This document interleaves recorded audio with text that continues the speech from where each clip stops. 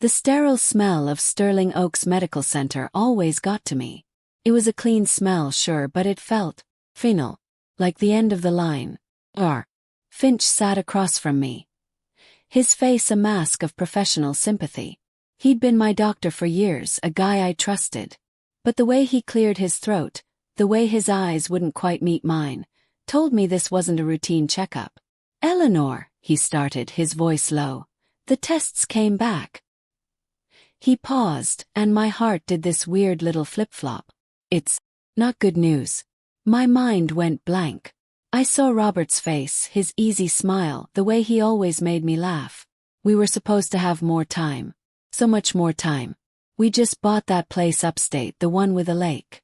We talked about finally taking that trip to Italy. "What do you mean, not good?" I managed to ask, my voice sounding thin and reedy, not like my own. Finch leaned forward, his hands clasped on his desk. "The scans show advanced malignancy. It spread further than we hoped." He took a deep breath. "Given the circumstances, Eleanor, we're looking at about 6 months. Maybe a little less." 6 months. The words hit me like a physical blow. 6 months. That wasn't enough time to do anything. Not enough time to fix things, not enough time to say goodbye properly, not enough time to just live. A cold dread washed over me, seeping into my bones. I looked at Robert's picture on my phone, his eyes crinkling at the corners. I needed him. I needed to be with him, to soak up every last second I had left. The world outside the sterile room seemed to fade away, leaving only the crushing weight of that diagnosis and a desperate primal urge to hold on to the man I loved. The drive home from Sterling Oaks was a blur. The sterile smell seemed to cling to me, a phantom scent I couldn't shake. Kept replaying Dr. Finch's words, the cold, clinical finality of them. 6 months. It felt like a death sentence delivered with a polite smile. Robert was supposed to be home soon, and the thought of telling him, of seeing the pity in his eyes, made my stomach churn. But first I needed to do something. Something to feel like I still had some control, some agency in this mess. I decided to tackle Mom's old room. It had been sitting mostly untouched since she passed a couple of years back. Dust motes danced in the afternoon sunbeams slanting through the window. It was a time capsule of her life, filled with the scent of lavender and old paper. Cardboard boxes were stacked haphazardly, filled with a lifetime of memories. Old photo albums, knitted sweaters, stacks of letters tied with faded ribbon. I started with a box labeled Keepsakes. Inside, nestled amongst delicate lace doilies and a tarnished silver locket, I found it. It was a thick, leather-bound book, the kind you don't see anymore. Not a diary exactly, but a medical journal. Mom had been a nurse before she got sick, and she'd always been fascinated by the human body, by healing. This journal was different, though. It wasn't filled with patient notes or standard medical jargon. The handwriting was her familiar script, but the words were strange, almost coded. "Entry 47, I read aloud, my voice raspy. "Subject Alpha exhibiting unusual cellular regeneration patterns. Standard diagnostics insufficient. Exploring unconventional bioresonance frequencies." Thorne skeptical but data compelling. Who was Subject Alpha? And Thorne. I'd never heard of them. I flipped through more pages, my heart starting to beat a little faster. There were diagrams that looked like nothing I'd ever seen in a medical textbook. Intricate webs of energy lines, strange geometric shapes. Entry 52, another passage read. The resonance method. Showing promise. Not a cure, not yet, but a significant delay in progression. The resistance is unexpected. Requires further investigation. The established protocols are too rigid, too afraid of the unknown. It was cryptic, frustratingly so. But there was something in the urgency of her writing, a spark of fierce determination that I recognized. Mom had always been a fighter. She'd been sick for a long time, battling something that had slowly worn her down. We never really knew the full extent of it, not really. The doctors gave vague answers, talked about complications, about how it was a rare form of something or other. I'd been too young, too caught up in my own life to really push. Now, holding this journal, a cold knot of suspicion tightened in my gut. The entries became more frequent, more intense. She wrote about diagnostic anomalies, about energy signatures that didn't fit the conventional medical model. There were notes about experimental treatments, things that sounded like science fiction. Phase 3 trials showing significant, albeit temporary, remission, one entry stated. The side effects are manageable for now. The risk of discovery is high. Must maintain discretion. Discretion from whom? And what exactly was she being treated for? The journal hinted at something far more complex than what I'd been told about her illness. It was like a puzzle with missing pieces, and the picture it was starting to form was unsettling. I sat back on the dusty floor, the journal heavy in my lap. This wasn't just Mom's old stuff. This felt important. This felt like a clue. The world outside, the world of Robert, and the devastating news from Dr. Finch seemed to recede. In the quiet of my mother's room, surrounded by her memories, a different kind of curiosity, a dangerous one, began to bloom. It was a tiny seed of doubt, planted in the fertile ground of my own recent diagnosis. What if? The question echoed in the silence, chilling me more than the doctor's words ever could. The weight of my mother's journal felt heavy in my hands, heavier than I expected. It wasn't just paper and ink. It was a secret, a puzzle piece I hadn't known was missing. That little seed of doubt planted by those cryptic entries had started to sprout, and now it was all I could think about. What if Dr. Finch wasn't telling me the whole story? What if this whole 6-month death sentence was something else? The thought was terrifying but also strangely empowering. It meant I wasn't just a victim of fate. I might be a victim of a lie. I needed proof. Not just the vague unease churning in my gut, but something concrete. Something I could hold on to. Something that would either confirm my fears or put them to rest. And if they were confirmed, well, then I'd know what I had to do. That's when the idea hit me. It felt a little sneaky, a little like something out of a spy movie, but I knew it was the right move. I needed to record things. Not just the big conversations, but the little ones too. The casual remarks, the explanations, the way Dr. Finch's voice sounded when he thought he was just talking to a dying patient. The next day, I made an excuse to run errands. I told Robert the first needed to pick up some things for the house, some art supplies I'd been meaning to get. He just nodded, engrossed in his phone, probably looking at spreadsheets or whatever it is rich guys do all day. The truth was, I was heading to a small electronics store tucked away in a strip mall, the kind of place that sold everything from phone chargers to obscure gadgets. Inside, I browsed the aisles, trying to act casual. My heart was thumping against my ribs like a trapped bird. I found what I was looking for in a quiet corner, nestled amongst headphones and portable speakers. A high-fidelity digital voice recorder. It was small, sleek, and looked innocent enough. It had a good battery life and, more importantly, it was discreet. I paid in cash, the transaction feeling both illicit and incredibly necessary. Back home I charged it up, the little red light glowing reassuringly. Then I practiced. I held it in my palm, pressing the record button, speaking nonsense words, just to get a feel for it. It was surprisingly easy to use. The real test would be Dr. Finch. My next appointment was scheduled for the following week. I'd been going in for checkups and monitoring since the initial diagnosis, a routine that felt increasingly hollow. This time, though, it was different. I slipped the recorder into my purse, tucking it deep into an inner pocket, the cool metal a constant, reassuring presence against my side. Sitting in Dr.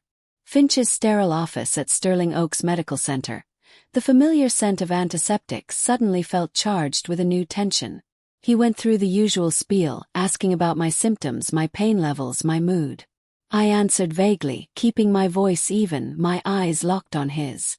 I could feel the recorder, a silent witness, waiting. "And how are you feeling about everything, Eleanor?" he asked, his tone gentle, almost paternal.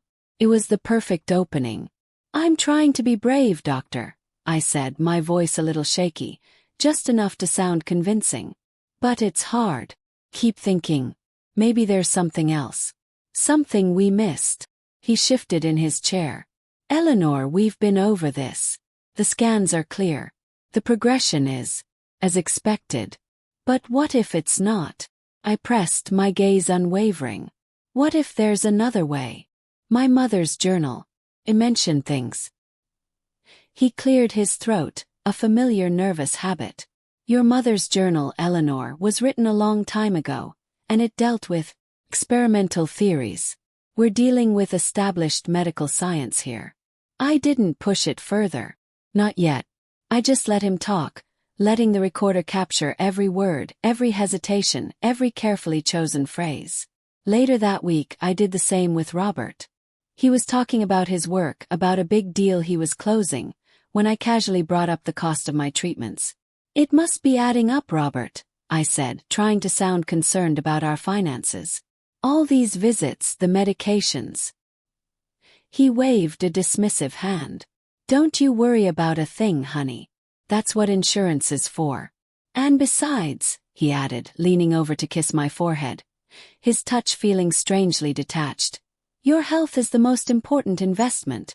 Investment. The word hung in the air, heavy with unspoken meaning.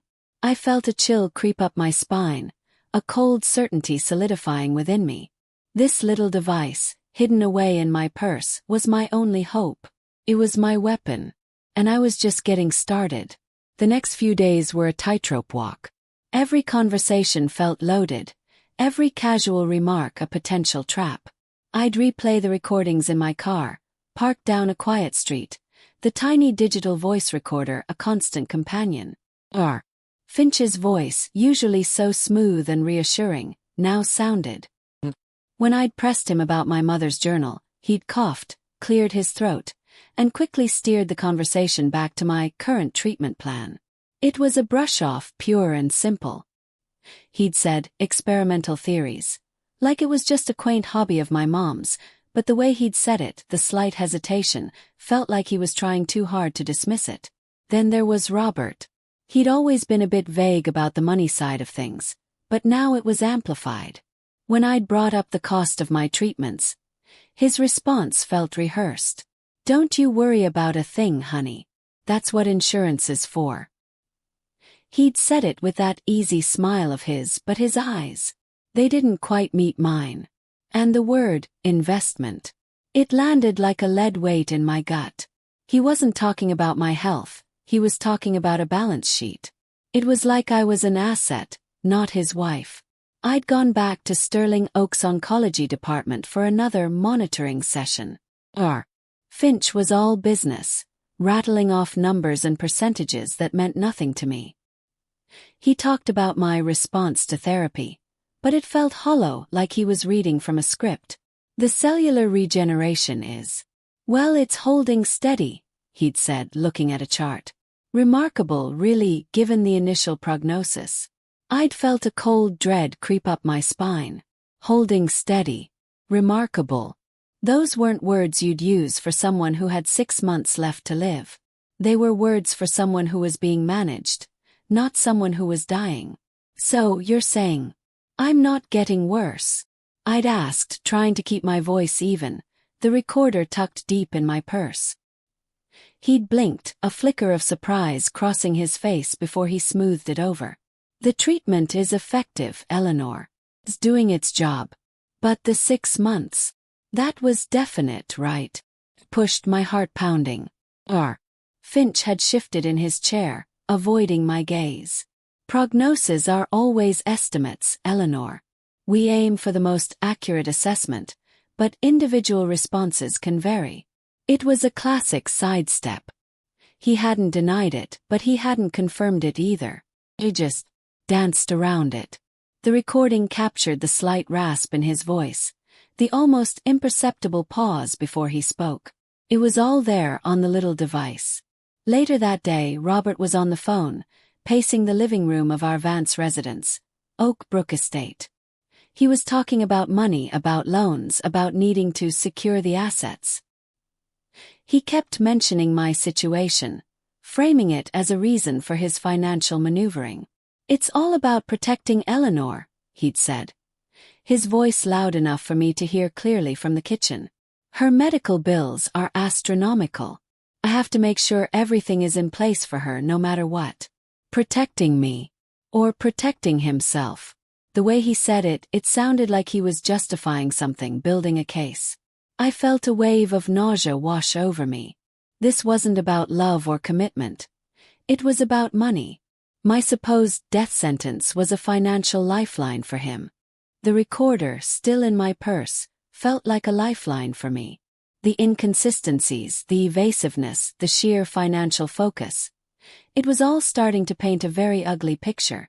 The trust I'd placed in them, both of them, was crumbling, replaced by a chilling certainty. They were lying to me. And I had the proof. The weight of the recordings in my purse felt like a secret I was carrying, a heavy, dangerous thing. I'd listened to them a dozen times, each playback solidifying the icy knot in my stomach. Robert's smooth assurances, Finch's carefully chosen words, they all screamed deception. But I couldn't do this alone.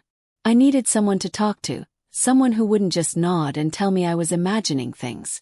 My mind immediately went to Brenda. Brenda Jenkins, my best friend since we were awkward teenagers navigating high school in suburban Chicago. She was the grounded one, the realist, the one who'd always called me out when I was being dramatic, but also the first one to have my back when things got tough. I drove to Brenda's place in Evanston, a small, cozy bungalow that always smelled faintly of cinnamon and old books. She was in her garden, wrestling with a stubborn rose bush, her hands caked with dirt. She looked up as I pulled into her driveway, a wide, genuine smile spreading across her face. "Eleanor, what a surprise. Come on in, honey. You look a little frazzled." She wiped her hands on her gardening apron and came to hug me. Her embrace was always like coming home, solid and warm. "Hey, Bren," I managed, trying to keep my voice steady. "Can we talk? Like really talk?" She led me inside to her sun-drenched kitchen. "Of course, sweetie. What's going on? You've been quiet lately." She poured us both some iced tea, her movements efficient and comforting. I sat at her worn oak table, the familiar surroundings a stark contrast to the storm brewing inside me. I took a deep breath, the scent of Brenda's home filling my lungs, and then I started. I didn't hold back. I told her about the journal, about my growing unease, about the conversations I'd recorded. I pulled the little digital recorder from my purse, its sleek black surface a stark reminder of the ugly truth it held.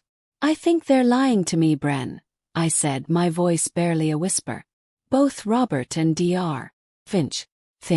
I think this whole thing, this 6-month death sentence, it's a scam."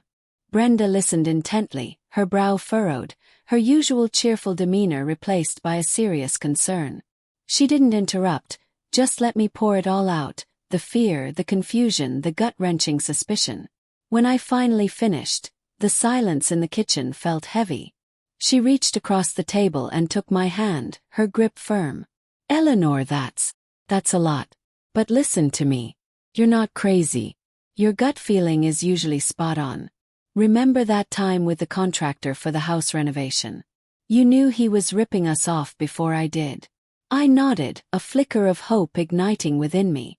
"But what do I do? I have these recordings, but are they enough? Finch is a doctor, Robert is. Robert. They're powerful." Brenda squeezed my hand. "They're powerful when you're alone and scared. But you're not alone. And you're not just scared anymore, are you? You're mad. Can see it." She was right.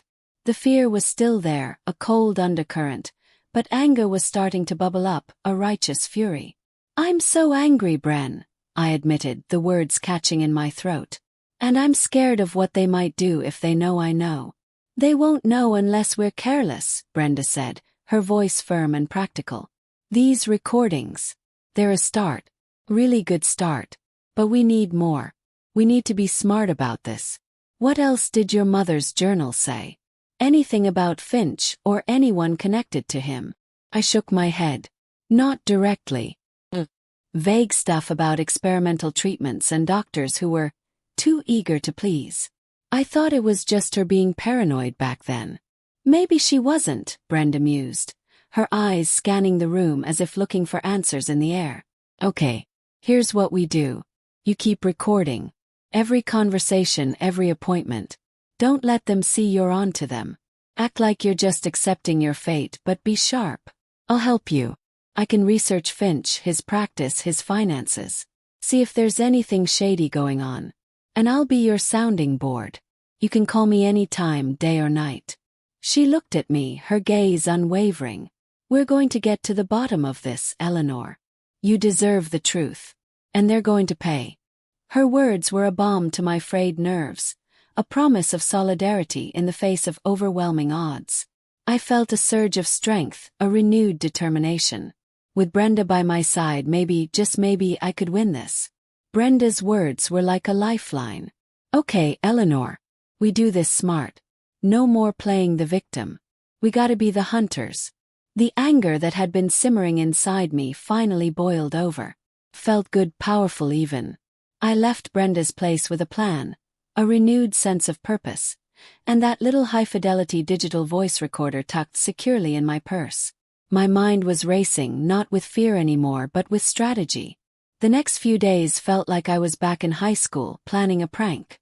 Except this was no prank. This was about reclaiming my life. I started by accidentally running into Robert at our usual Saturday morning coffee spot, a place called the Daily Grind downtown. I made sure the recorder was on, nestled deep in my handbag. "Oh, Robert, fancy seeing you here," I chirped, my voice sounding a little too bright, even to my own ears. He looked genuinely surprised. Then that smooth, practiced smile spread across his face. "Eleanor, honey, what a surprise. I thought you were resting." He pulled out a chair for me. "Just needed some fresh air, you know? And a good latte." I leaned in, lowering my voice conspiratorially. "Speaking of resting, how are things looking with the insurance people? Are they being difficult?" Robert's smile faltered for a split second. His eyes darted around like he was checking if anyone was listening. "Don't you worry about a thing, sweetheart. It's all being handled. That's what I'm here for, right? Take care of everything." He reached across the table and patted my hand, but it felt cold, almost dismissive. "Just focus on getting better. That's all that matters." The recorder captured the slight tremor in his voice, the way he avoided my gaze when he mentioned the insurance. It was exactly what Brenda and I were looking for. A little piece of the puzzle. A few days later, I scheduled a follow-up with Dr. Finch at his private practice. I told Robert the first wanted to get a second opinion on some of the side effects I was supposedly experiencing, a little nudge to make him think I was still playing along with the whole sick act. I wore a simple dress, nothing too flashy, and made sure my purse was within easy reach. "Dr. Finch, thank you for seeing me," I said, settling into the plush chair in his office. The room was quiet, almost too quiet. The only sound was the hum of the air conditioning. "Eleanor, always a pleasure," he replied, his tone professional but lacking any real warmth. He flipped through my chart. "So, how are you feeling today?" "Honestly, doctor," I started, my voice laced with a manufactured weariness. "I've been thinking a lot about what you said. About the prognosis. Just so hard to accept. Especially when Robert is so worried about the finances. He keeps talking about how much this is all costing and how he needs to make sure everything is secure." I watched his face carefully. His eyebrows twitched. He cleared his throat. "Robert is a very devoted husband, Eleanor. He's doing everything he can to ensure you have the best care." I know, I sighed, fumbling with the strap of my purse. "But sometimes I wonder if maybe there's a misunderstanding about my condition. My mother's journal, you know, the one I found, it mentioned some experimental treatments, things that sounded unusual. Did you ever hear of anything like that?" Finch leaned back, his eyes narrowing slightly. "Your mother's journal contained some theoretical ideas, Eleanor. Nothing that's relevant to your current very real situation." He paused, then added a little too quickly. We are focused on managing your symptoms and providing comfort. That's our priority." The recorder picked up the subtle shift in his tone, the defensive edge. He was cornered, and he knew it. He was trying to shut me down just like Robert. They were so sure I was just a dying woman, too weak to question them. They had no idea how wrong they were. I had them, and I had the proof. The drive back from Finch's office was a blur. My hands were shaking on the steering wheel, but it wasn't from fear anymore. It was a cold, hard rage. Brenda had been right. The way Finch stumbled over his words, the way he practically shut down when I mentioned my mother's journal. It all clicked. But it was the insurance angle, the mention of finances, that really got me. I needed to hear it again from Robert. That evening, I found him in his study, poring over spreadsheets. The room always smelled of expensive leather and something faintly metallic, like ambition. He looked up, his usual smooth smile in place, but I saw a flicker of something else in his eyes, tension. "Hey, honey," he said, his voice a little too casual. "How was your appointment with Dr. Finch?" I sat down, keeping my voice even, playing the part of the weary patient. He's sticking to the plan, Robert. Says there's nothing else to be done." I let out a shaky breath. It's a lot. All this medical stuff, and then you mentioning how much it's costing. It's overwhelming. He got up and came over, putting his hands on my shoulders. His touch felt wrong, greasy. "Don't you worry about money, Eleanor. Ever. That's my job. To make sure you're taken care of no matter what. But what if? What if the insurance doesn't cover everything?" I pushed, my gaze locked on his. "You said they were being difficult." His smile tightened. "They're just doing their due diligence, sweetheart. Standard procedure. But don't you fret. I've got it all under control. Finch and I are working closely on this. He understands the situation. He knows we need this payout to be finalized soon." The word hung in the air, a dark cloud. He said it so easily, like he was talking about a business deal, not my life. The recordings from Finch's office and this conversation with Robert were starting to paint a sickening picture. Finch wasn't just a doctor. He was a partner in crime. And Robert was drowning in debt. His real estate ventures, the ones he bragged about so much, were clearly going south. He wasn't trying to save me. He was trying to save himself. I remembered the old leather-bound vintage medical journal I'd found among my mother's things.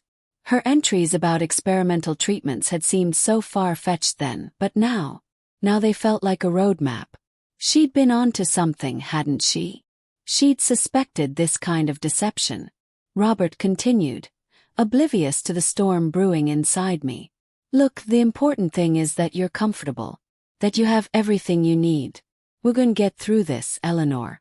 Together." He leaned in to kiss my forehead, but I pulled away slightly. The lie was so thick, so suffocating I could barely breathe. He was using my supposed death sentence to cash in, to escape bankruptcy. And Finch was helping him. My own husband and my doctor. They were vultures, picking at the carcass of my life before I was even dead. I needed more proof, something undeniable. Something that would make them pay. The weight of the encrypted USB drive felt like a lead anchor in my purse. It held everything. The chilling conversations with Robert, the slippery evasions of Finch, the undeniable proof of their sick game. This wasn't just about getting even anymore. It was about making sure they couldn't pull this on anyone else. My mother's vintage medical journal, its pages brittle with age, lay beside it, a silent testament to her own suspicions. She'd hinted at things, veiled warnings about doctors and treatments that sounded too good to be true, about a system that could be twisted. Now, those cryptic entries felt like a blueprint for what had happened to me. I'd chosen Lakefront Park.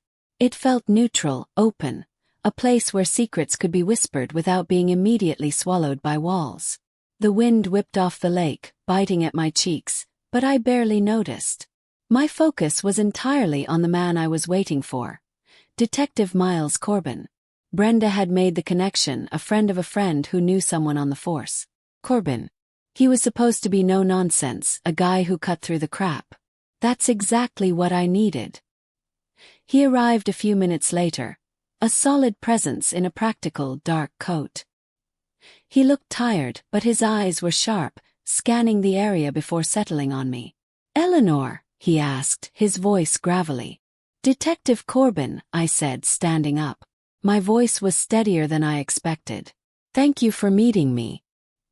He nodded, his gaze direct. "Brenda said it was urgent.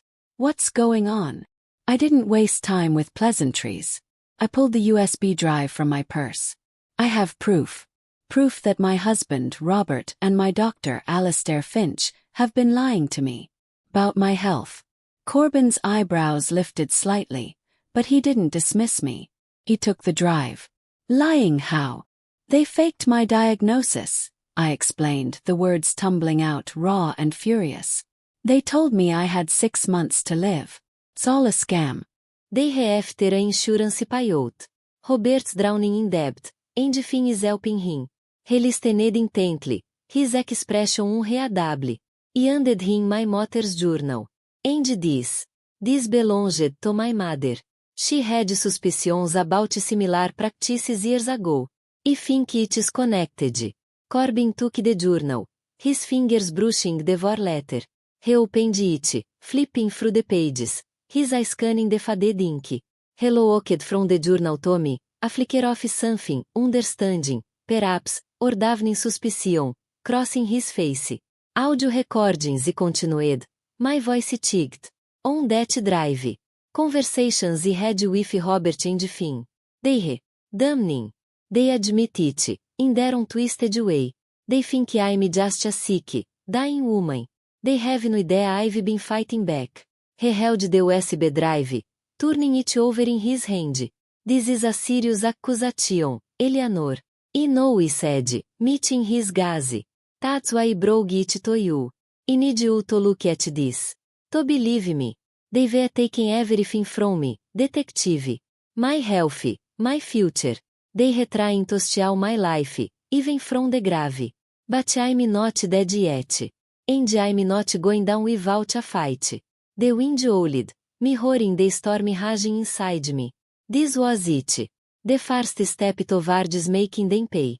The wind at Lake from Park had died down, leaving a damp chill in the air. Detective Corbin took the USB drive and my mother's journal into his coat pocket. He looked at me, his expression unreadable, but there was a new weight in his gaze. The initial skepticism was fading, replaced by something more focused, more serious. "This is a lot, Eleanor," he said, his voice low. "I've seen cases like this before, but usually, the evidence is this. Laid out. The recordings. Your mother's journal. It is pretty damning." He paused, his eyes scanning the grey expanse of Lake Michigan. "I can't promise anything overnight. This kind of thing, involving a doctor and a prominent business, it gets messy. But I'll tell you this, I'm going to look into it. Discreetly, at first. Discreetly. That was exactly what I needed. I didn't want Robert or Finn to get wind of this until it was too late for them to cover their tracks. "Thank you, detective," I managed, my voice a little shaky. "I appreciate you listening. And for taking this seriously." He gave a curt nod. "Don't thank me yet. Let me do my job. I need to verify some things. Run some background checks. On both of them. Finn and your husband, Robert." He looked me straight in the eye. "This is going to take some time. I'll be in touch." He turned and walked away, disappearing into the muted light of the late afternoon. I watched him go, a knot of anticipation and fear gaining in my stomach. It felt like I'd just thrown a match into a powder keg. Now, all I could do was wait for the explosion. The next few days were a blur of anxious waiting. I tried to act normal, to keep up the pretense of being a dying woman. Robert was overly solicitous, his charm a little too sleek, his compliments a little too frequent. It made my skin crawl. Every time he touched me, I felt a wave of revulsion. He was playing the devoted husband, all while counting down the days until he collected his blind money. Then, a week later, Corbin called. His voice was different, sharper, more urgent. Eleanor recede, cutting straight to the chase. We've been digging. And what we are finding. It is not good. Robert Vance has some serious financial trouble. His real estate deals are underwater. Big time. And Dr. Finn. He's got a history. Nothing concrete, nothing that stuck, but a pattern of questionable practices. Patients who complained. Settlements that were rushed up. Repaused, letting that sink in. Your recordings and your mother's journal are the key. They gave us a starting point. Now, we are finding more. Bank records, offshore accounts, connections to shady lenders. It looks like this was just about you, Eleanor. This was a well-planned scheme to cash out before Robert went completely bankrupt. Finn was his enabler. Maybe even a partner. He explained that they were building a case, gathering more evidence, working with federal agencies. It was all happening behind the scenes. Carefully managed to avoid tipping off Robert or Finn. We are going to move on this soon, Corbin said.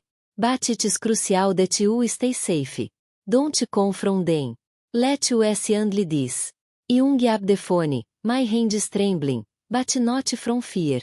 It was the cold, hard satisfaction of knowing that justice was finally on its way. The game was almost over. The days after Corbin's call were at Grop Walk.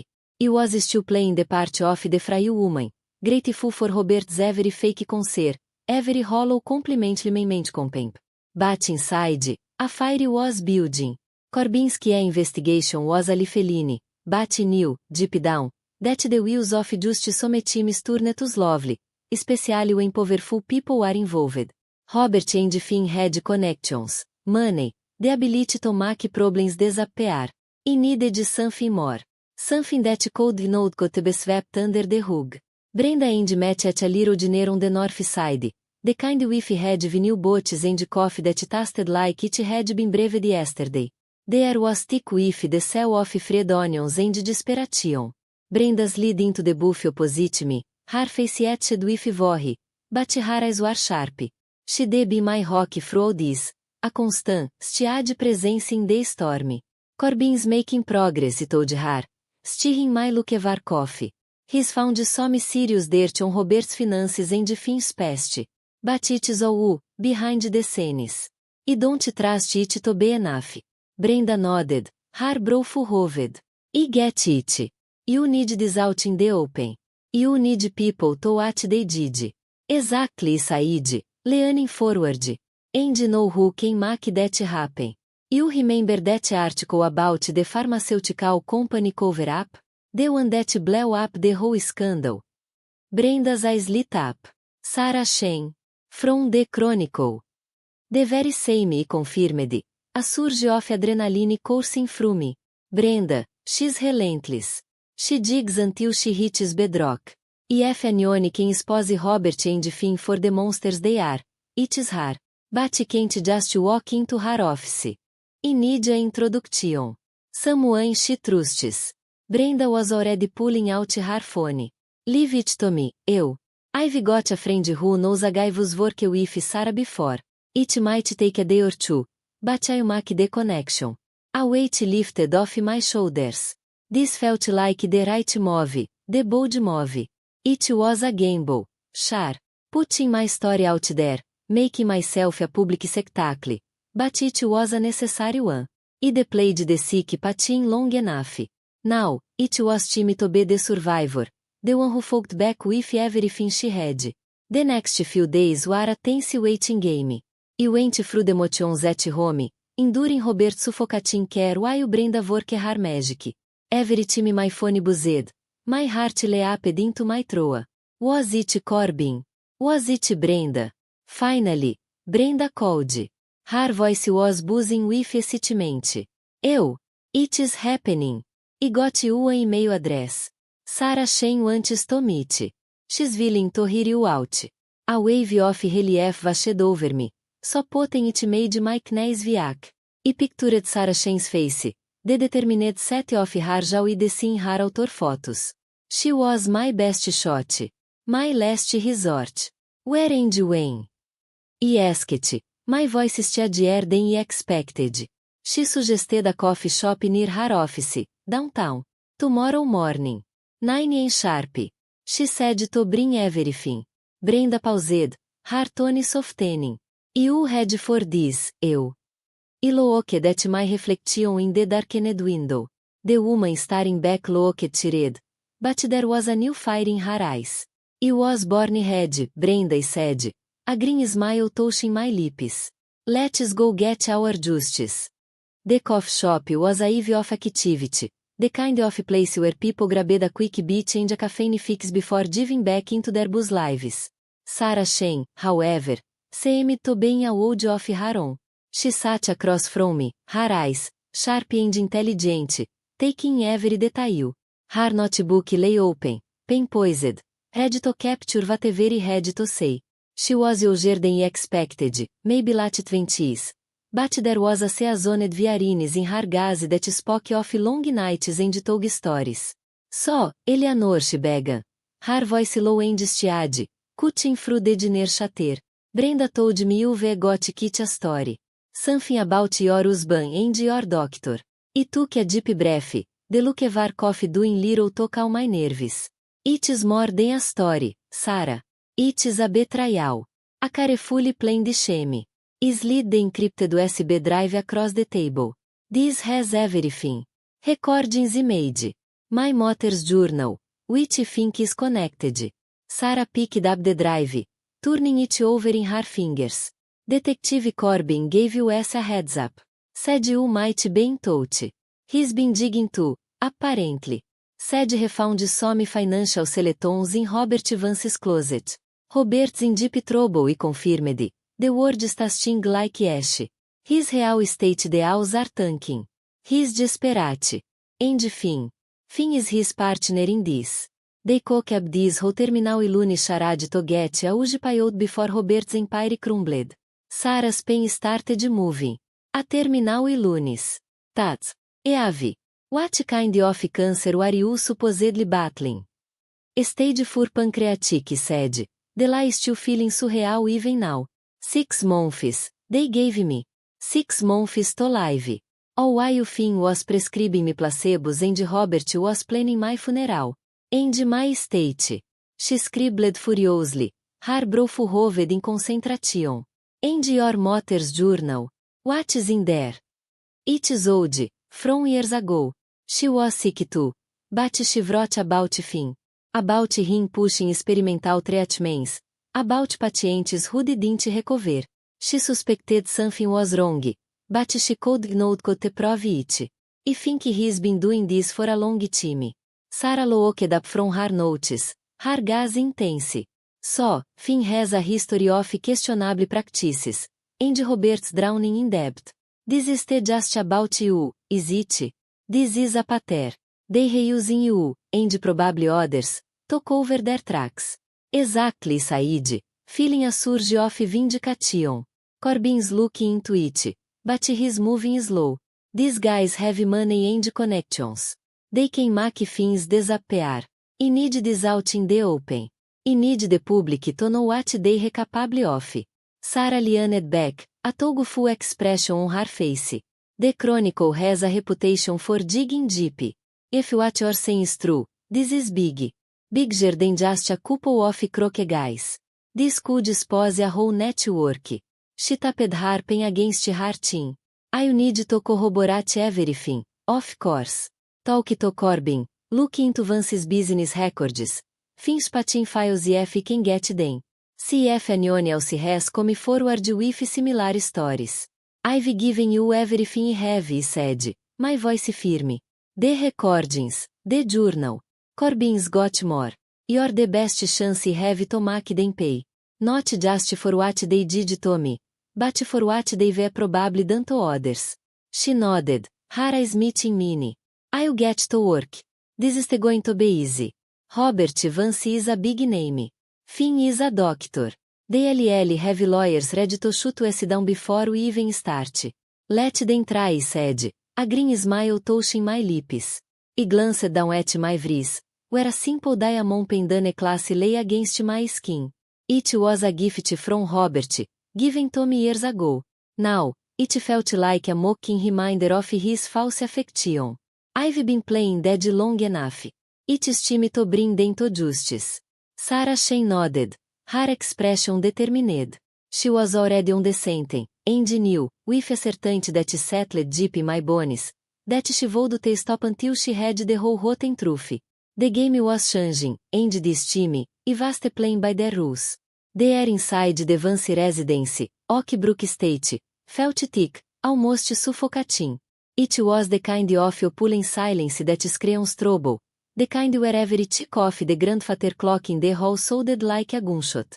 Robert sat by the floor-to-ceiling windows, his back to me, his silhouette sharp against the manicured lawns. He looked like a statue of a man, frozen in his own perfect wood. Detective Corbin was a solid presence by the fireplace, his gaze steady, taking it all in. He agreed to come with me, a silent guardian, a promise of backup. I told Robert that Detective Corbin needed to speak with him, a white lie that had brought us all here, to this gilded cage. Robert started, my voice surprisingly steady. The months of playing the part, of Fagin Viacnes, had somehow forged a core of steel with me. We need to talk.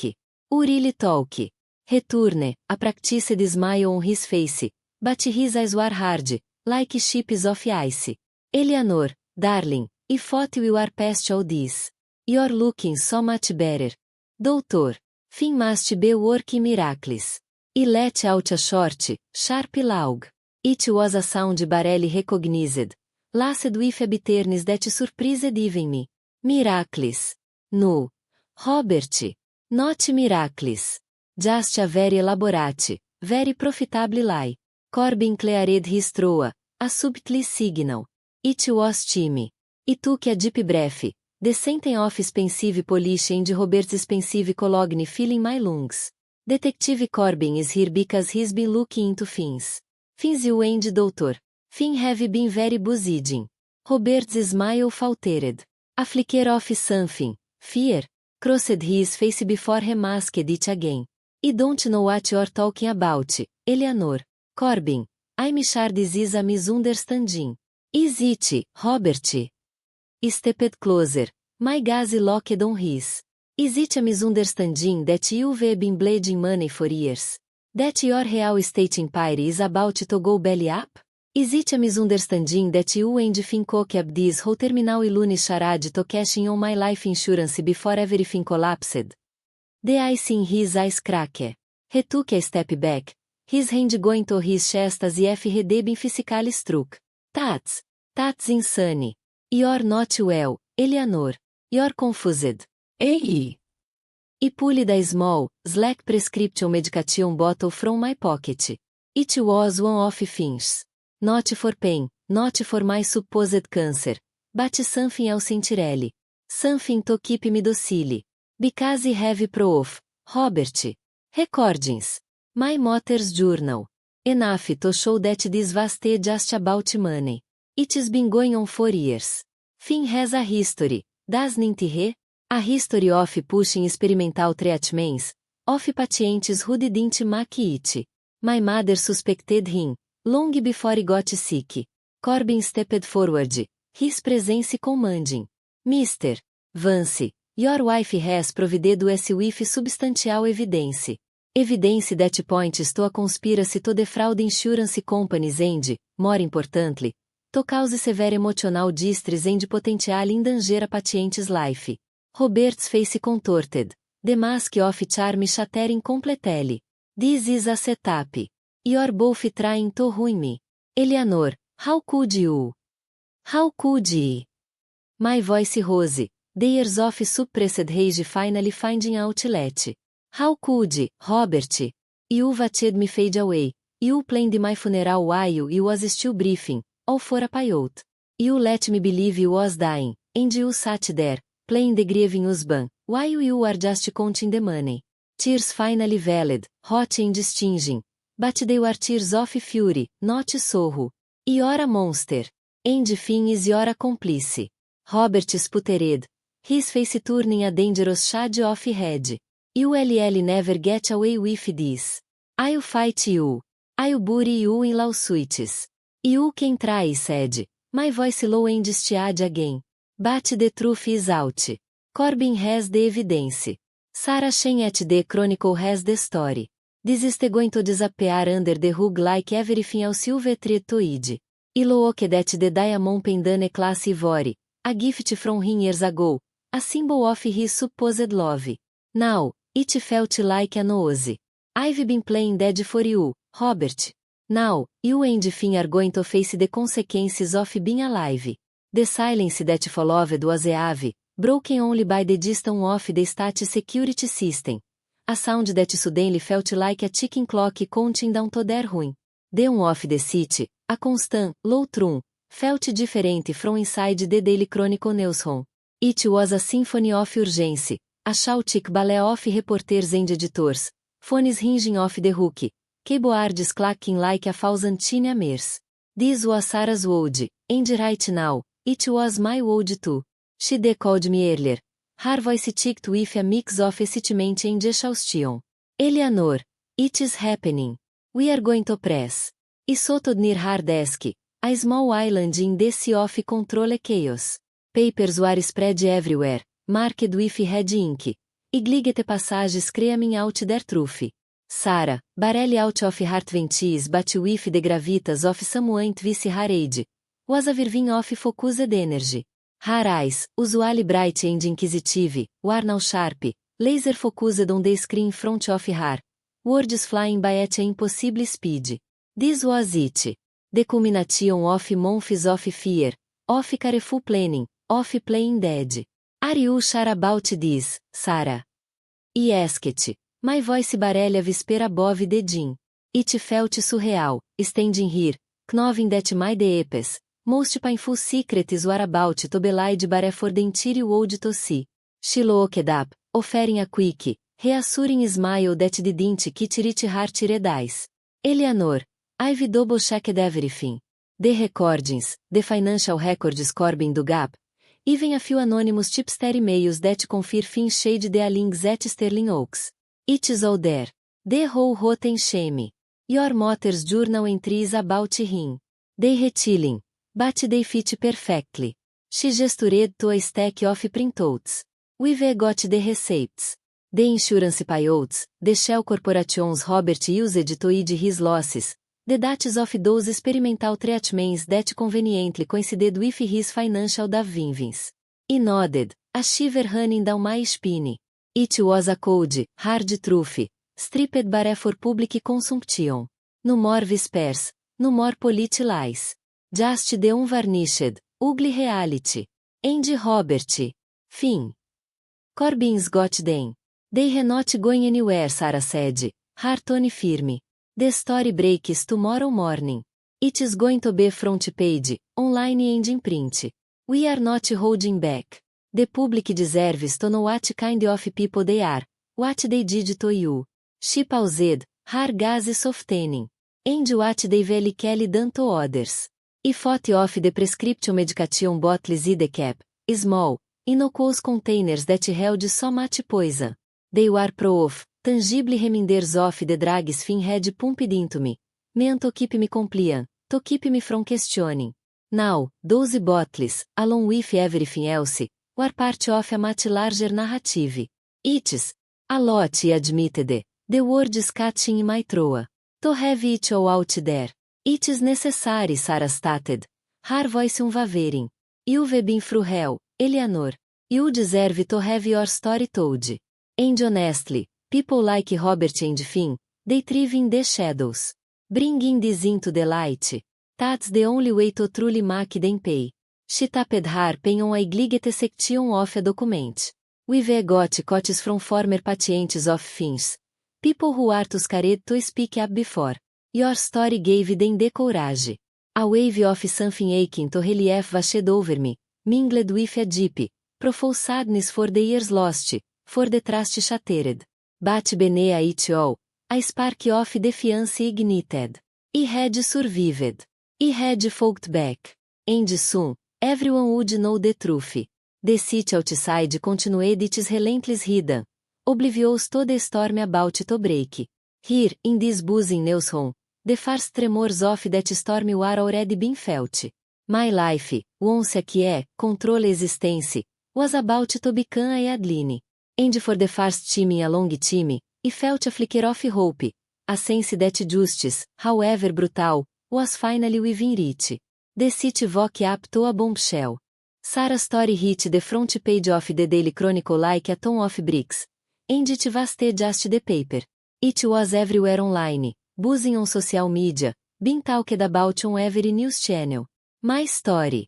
My truth. Finally out in the open. It felt like a done had burst. The carefully constructed old Robert had built. The one where he was the golden boy developer and was the tragic, dying wife, came crashing down. The Sterling Oaks Medical Center, usually so pristine and untouchable, was suddenly under a microscope. Reporters camped out there, onde anyone who walking or out. The whispers that had followed me for months were now shouts, but they weren't about my lunes anymore. They were about the scam, the greed, the sheer audacity of it all. I was at Brenda's place, aqui a little bungalow miles away from the Vance residence, Oak Brook State. We were huddled on her out couch, a mountain of empty coffee cups between us. Brenda had her arm around me, her presence solid, comforting weight. You did it, she whispered. Her voice thick with emotion. You actually did it. I just nodded, to not to fully process it. The phone rang incessantly. It was Detective Corbin, updating me. Robert had been broken for questioning. He was blindsided, absolutely furious, sputtering about defamation and lawyers. Typical Robert. He always thought he could buy his way out of anything. But this time, the evidence was too solid, too damning. The recordings, the financial records, even those anonymous tipster emails Sarah had mentioned, they painted a picture of a man drowning in debt, willing to do anything, even fake his wife's death, to stay afloat. And Finn. Oh, Finn. His name was Moody. Sterling Oaks Medical Center released a statement, of course, distancing themselves, calling his actions a violation of their trust. But everyone knew. His reputation, built on years of successful, if sometimes ethically grey, practices, was shattered. His private practice was already getting piquete. People who had trusted him, who had believed in his miracle cures, were now demanding answers. Imagine him holed up in his discreet, elegantly appointed office, the phone silenced, the blinds drawn, the weight of his supposed deceit crushing him. His career, like Robert's carefully curated image, was in ruins. The visceral drama of it all was overwhelming. I the seen the news clips on Brenda's small TV. Robert, looking disheveled and furious, being escorted by police.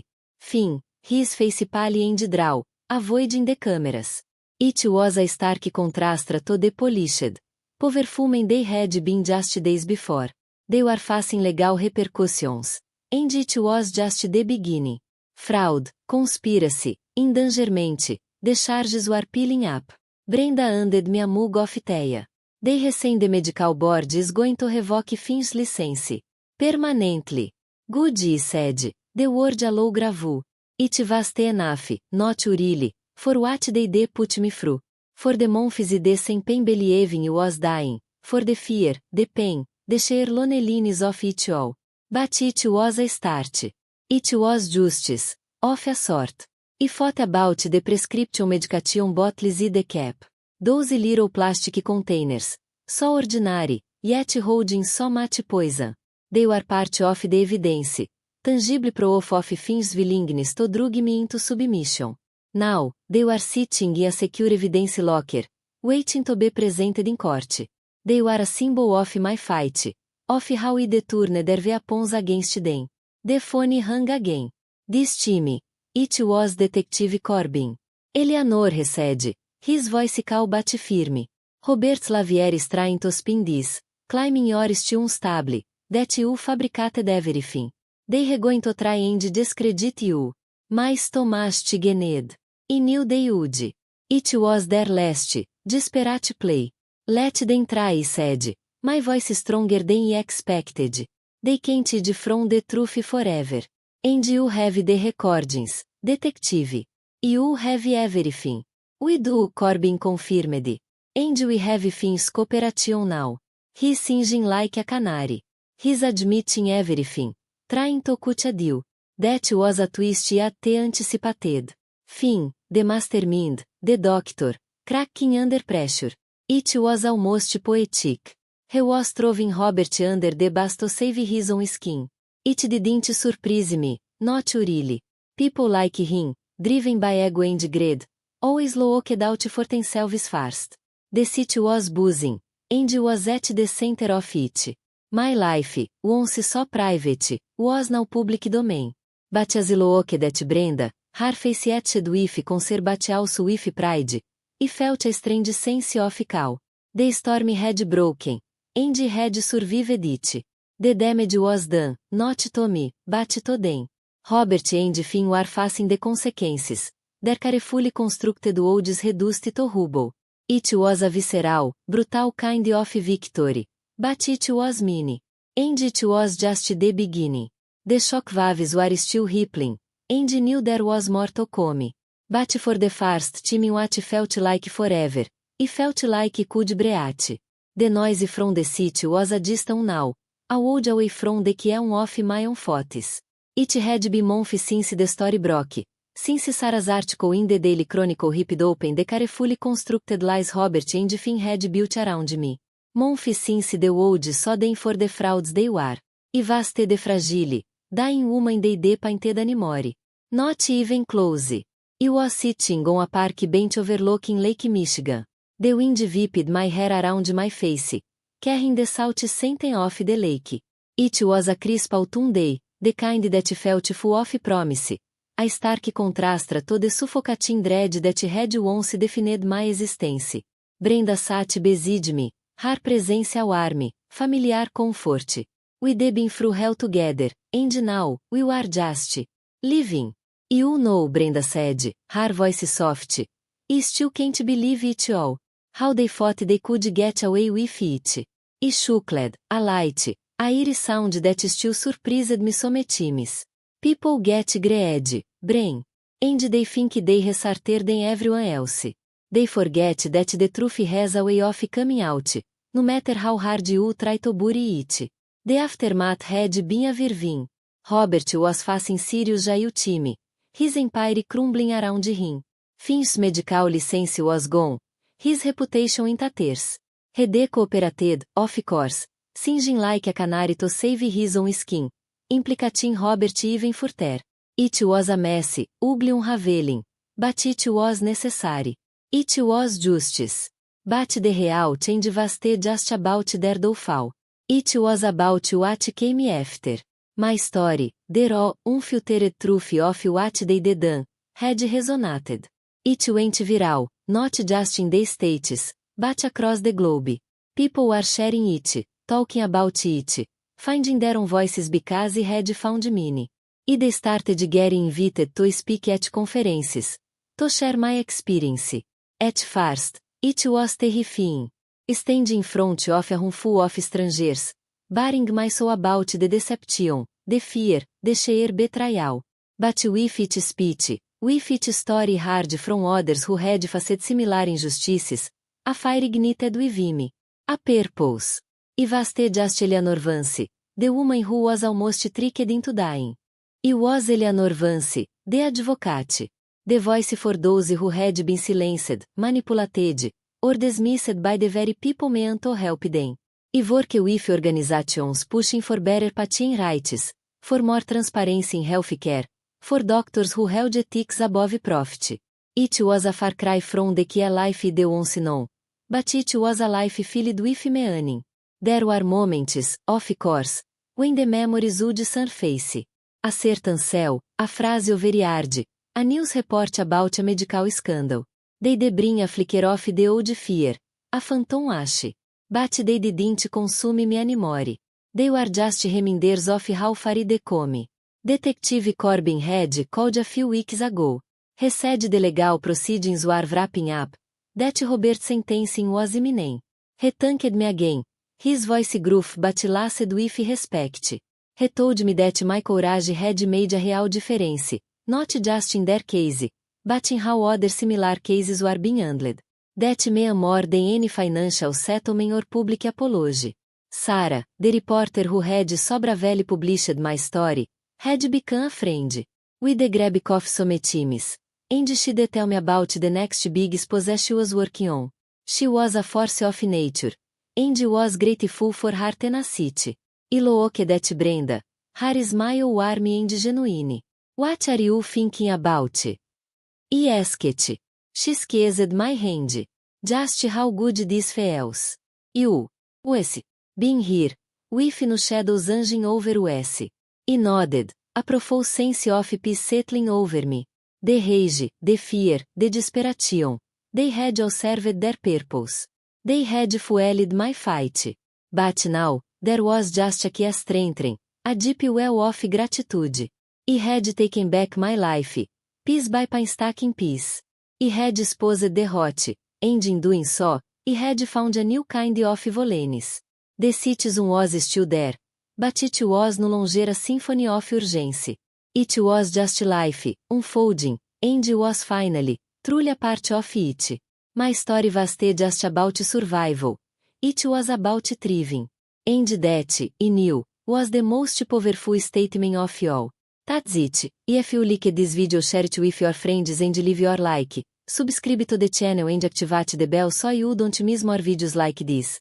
Leave your comment and comment saying what you thought of the video and what you would like to see in the next videos. Remembering that we have other videos in this style that you will like to watch, just enter our channel that guarantee you will like. Until the next video.